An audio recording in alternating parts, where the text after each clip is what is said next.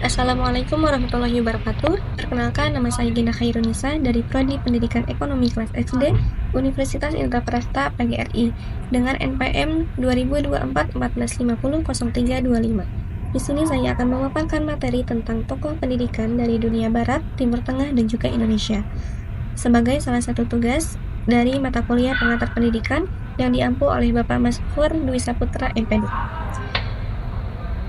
Yang pertama ada tokoh pendidikan dari dunia barat. Yang pertama ada Benjamin Samuel Bloom. Benjamin Samuel Bloom adalah seorang psikolog pendidikan asal Amerika.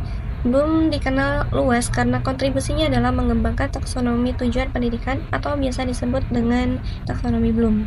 Pandangan Bloom terhadap pendidikan menekankan pentingnya pembelajaran yang terstruktur, berpusat pada siswa dan juga berorientasi pada tujuan. Lalu yang kedua ada Maria Montessori. Maria Montessori adalah seorang tokoh pendidikan Italia yang sangat berpengaruh dan juga dikenal dengan metode pembelajarannya yang inovatif atau biasa disebut dengan metode Montessori.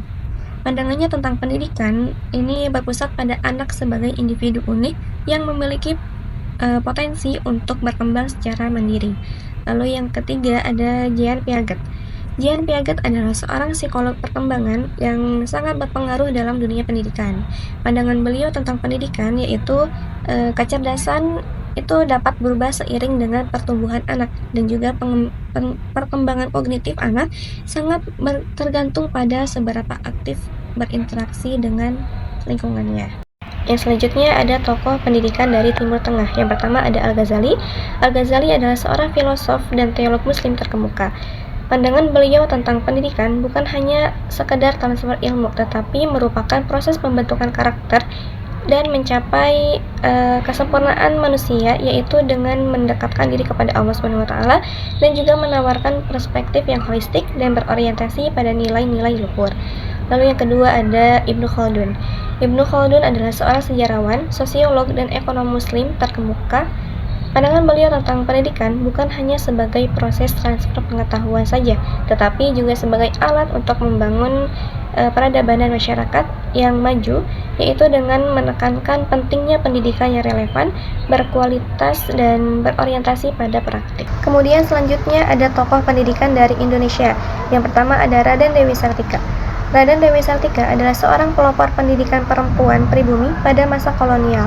Pandangan beliau tentang pendidikan adalah sebagai alat yang ampuh untuk memajukan harkat dan martabat perempuan, dan juga pendidikan ini tidak hanya terbatas pada pengetahuan akademik saja, tetapi mencakup keterampilan hidup, etika, dan juga moral. Lalu yang kedua ada Ruhana Kudus. Ruhana Kudus adalah sosok pionir pendidikan perempuan di Indonesia. Beliau tidak hanya memperjuangkan akses pendidikan bagi perempuan, tetapi juga merancang sistem pendidikan yang relevan dan berdaya bagi kaumnya. Pandangan beliau tentang pendidikan adalah bahwa pendidikan merupakan kunci utama untuk melepaskan perempuan dari belenggu ketidaktahuan dan juga ketergantungan. Melalui pendidikan, perempuan dapat meraih kemandirian dan berperan aktif dalam masyarakat. Lalu yang ketiga ada Kiai Haji Ahmad Dahlan. Kiai Haji Ahmad Dahlan adalah sosok sentral dalam sejarah pendidikan Islam di Indonesia. Beliau dikenal sebagai pendiri Muhammadiyah, yaitu organisasi Islam yang berpengaruh dalam dunia pendidikan. Pandangan beliau tentang pendidikan yaitu pentingnya menggabungkan ilmu agama dan juga ilmu umum dan menerapkan metode pendidikan modern yang lebih efektif dan juga efisien. Sekian yang dapat saya sampaikan. Mohon maaf apabila banyak kesalahan.